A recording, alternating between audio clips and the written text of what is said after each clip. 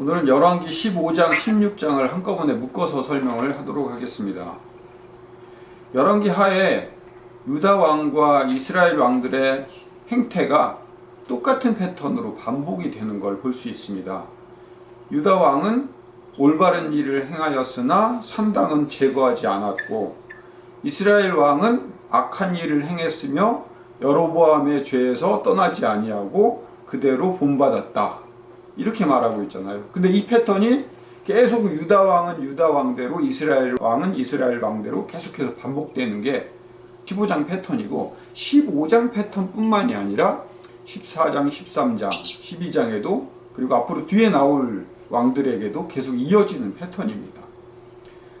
이스라엘 왕들은 하나님께서 약속하신 예후의 후손들인 4대째까지만 왕위가 계승되고, 그 후에는 계속된 반란이 일어나고, 또 그 반란으로 인해서 죽음을 당하고 새로운 왕들이 등장을 합니다. 이스라엘 왕들은 반란으로 인해서 왕들이 바뀌어요, 계속.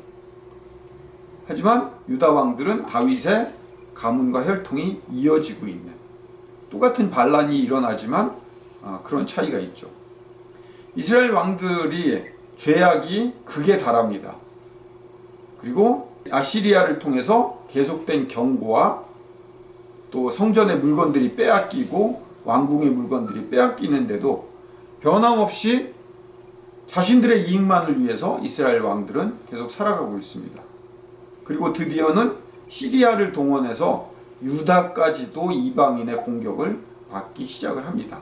이게 15장, 16장에 있는 배경입니다. 그렇다면 산당과, 오늘 본문을 통해서 우리가 알아봐야 되는 것은 산당과 여로보암의 죄악이 어떤 것인지에 대해서 다시 한번 생각해보는 시간을 가져보겠습니다. 산당이 원래부터 잘못된 것은 아닙니다. 생각해보세요. 가나안 시대 때부터 솔로몬 성전이 지어지기 전까지는 성막에서 예배를 드리다가, 성막이 끝나고 솔로몬 성전이 지어지기 전까지는 산당에서 예배를 드렸어요. 하나님께 원래 예배드리던 장소입니다. 그런 산당이 솔로몬 성전이 만들어지면서 이방신을 섬기는 것으로 전락을 하게 된 겁니다. 그 이유가 신명기에 나와 있습니다. 모세를 통해서 하나님께서 택하신 장소에서 예배할 것에 대해서 예언을 하면서 명령을 하십니다. 신명기 12장 5절에 가보면, 오직 너희의 하나님 여호와께서 자기의 이름을 두시려고 너희 모든 지파 중에서 택하신 곳에서 그 계실 곳으로 찾아 나아가서 너희의 번제와 제물을 드려라. 이렇게 모세 시대에 이미 솔로몬 성전이 지어질 것에 대해서 모세를 통해서 예견을 하시고 거기서만 예배를 드려라 라고 신명기에 얘기를 하고 있습니다. 성전이 지어지고 나서 그렇다면 산당의 예배와 차이는 무엇이 될까요? 원래 산당이 하나님께 예배를 드렸던 장소였는데, 그리고 하나님께서는 왜 성전에서만 예배하도록 말씀을 하셨을까요? 그 이유를 설명을 하려면 성전과 반대되는 산당을 먼저 설명을 해서 반대로 성전의 의미를 살펴보면 될 것 같습니다. 우선 산당은 어떤 곳입니까? 종교화가 된 장소로 변질이 된 거예요. 산당은 누구에게 예배하는지가 중요하지 않은 곳이 되었습니다. 산당이 원래 어디서부터 출발을 했냐면 가나안 족속들의, 이방인들의 예배 풍습을 배워온 거예요. 성막이 끝난 다음에 솔로몬의 성전이 지어지기에 중간 기간 동안에 가나안 시대의 가나안 사람들, 이방 사람들이 예배드렸던 그것들을 비슷하게 본따서 산당에서 예배를 드린 거죠.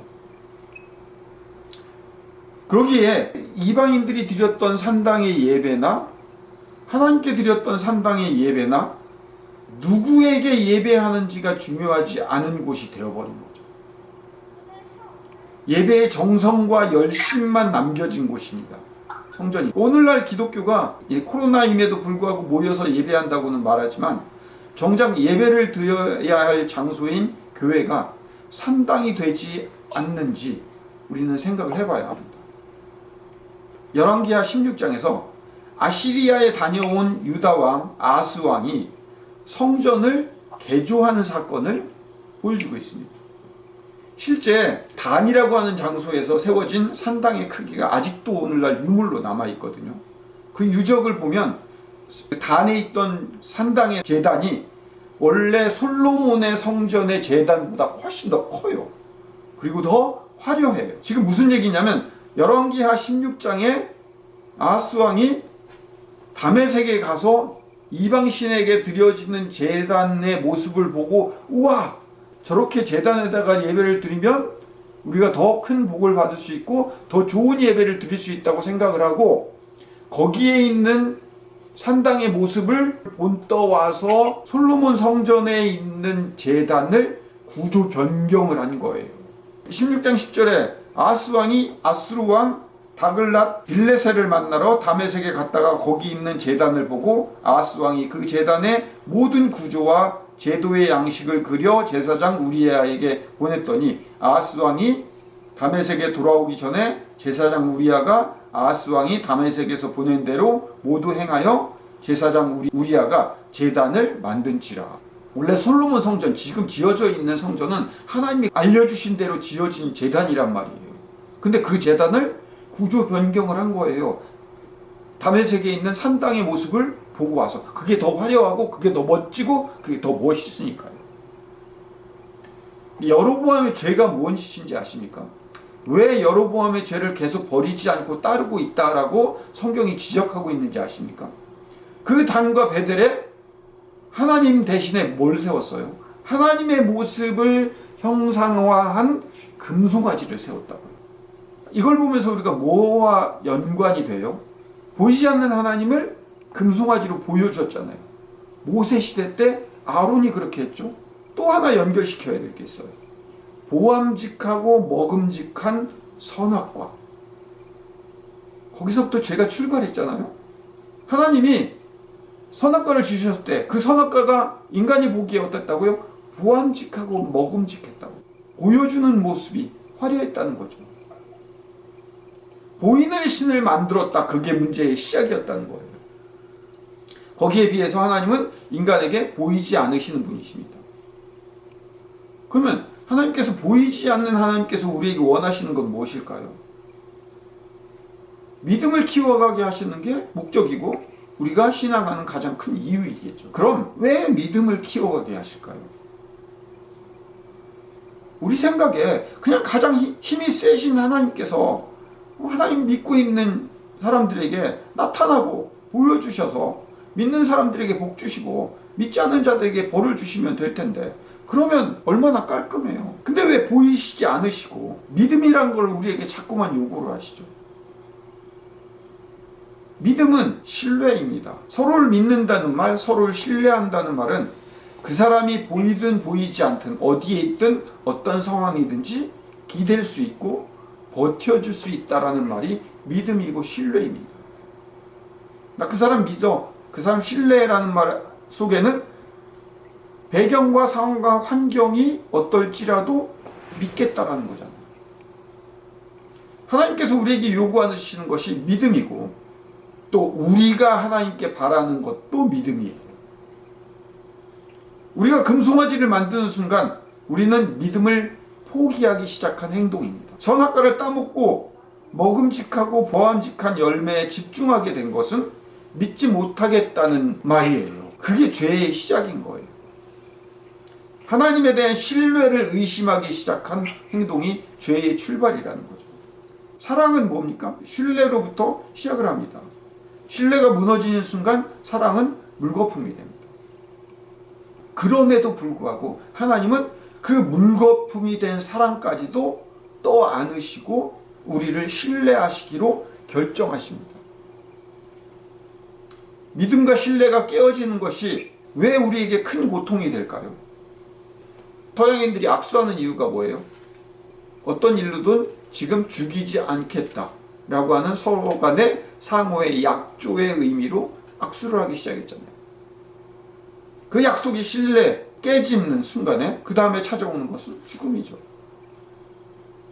그 사실을 너무나 잘 알고 있는 하나님께서 물거품으로 우리가 하나님께 대한 신뢰를 깼음에도 불구하고 하나님은 죽음을 버텨내시고 십자가를 지시고 버티셨다는 거죠. 인간의 가장 불안함인 죽음을 담보로 하나님은 신뢰를 지켜내셨어요. 그것을 인간이 쓰는 용어로 사랑이라고 부릅니다. 다시 본론으로 돌아와서 산당을 제거하지 못한 이유는 인간에게 끊임없이 찾아오는 불안이 있습니다.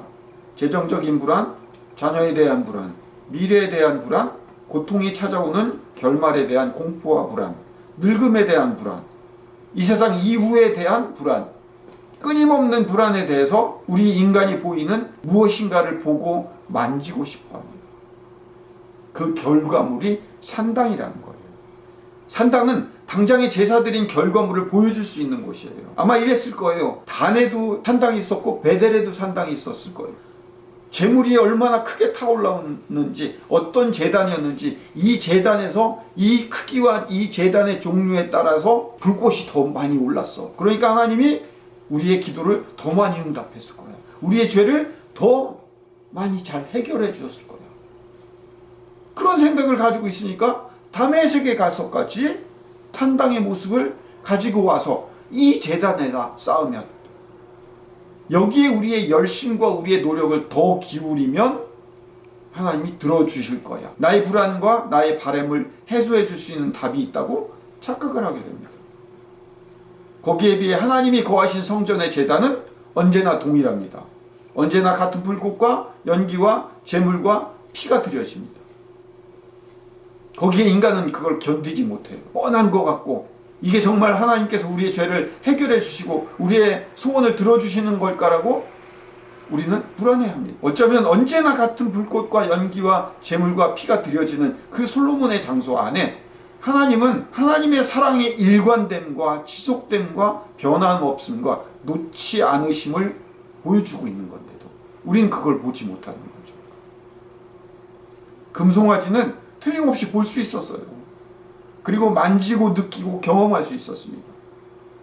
아기 부처의 귀를 만지거나 배를 만지거나 혹은 코를 만지면 남자아기를 가질 수 있다는 신념, 믿음, 그런 게 샤머니즘에 있었잖아요. 마찬가지로 금송아지를 만지는 것은 금송아지를 만지고 느끼고 경험하기 때문에 산당과 여로보암이 이스라엘 백성들에게 준 그 금송아지, 보이는 신에 대한 그런 환상을 계속해서 버리지 못하는 거예요.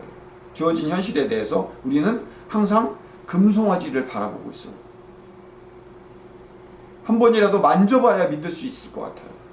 뭐라도 한번 보여주고 손을 올리면 쓰러지기라도 하고, 기도하는데 의자가 좀 흔들리고 손이라도 벌벌 떨려야 그래야 우리는 믿을 수 있을 것 같아요. 근데 그 모든 것들이 사실은 우리가 금송아지를 바라는 마음은 아닐까요? 다른 사람들이 경험했던 간증이라도 들어야 하나님이 살아계시다는 것을 알 수 있을 것 같아요. 우리는 계속해서 산당과 금송아지를 찾고 있어요. 우리는 실제로 설교를 듣는 게 아니라 사실은 금송아지를 만지고 싶은 충동이 아닌가, 우리 마음속에 질문을 해봐야 돼요. 그냥 하나님은 살아계세요.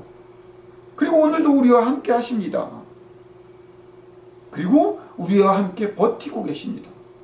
힘겨운 싸움을 싸우고 전혀 도움이 안 되는 금송아지를, 그리고 산당을 경험시켜주지 못하는 그런 설교지만 하나님께서 버텨주고 계시는 제사를 오늘도 우리는 드리고 있어요. 우리의 잘함과 우리의 잘못함과 제단의 크기와 우리의 열심과 상관없이 하나님은 언제나 우리를 버텨내고 계십니다. 우리는 아무것도 보이지 않는 것 같지만 하나님은 꾸준하게 버텨내시는 것이 우리에게 눈에 안 보일 뿐이죠. 그래서 자꾸만 우리는 산당과 금송아지를 찾아가는 거죠. 우리의 잘함과 우리의 잘못함과 상관없이 하나님은 언제나 오늘도 지금 이 자리에서 우리를 버텨내고 계신다. 그게 믿음입니다. 그래서 잘 버티고 있음에 우리는 감사해야 되고 또 감사하고 있습니다. 그리고 감사합니다라고 얘기할 수 있어야 됩니다. 기도하겠습니다. 거룩하고 사랑이 많으신 아버지 하나님, 여로보암의 죄와 산당을 버리지 못한 유다 왕들의 죄는 사실 오늘날 우리 마음속에 금송아지를, 보암직하고 먹음직한 그런 하나님을 구경하고 찾으려는 마음이 아닌가 생각합니다.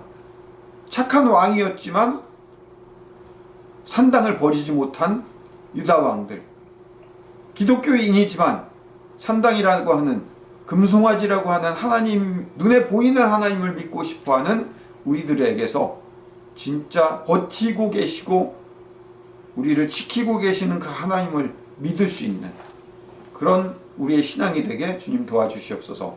예수님 이름으로 기도드립니다. 아멘.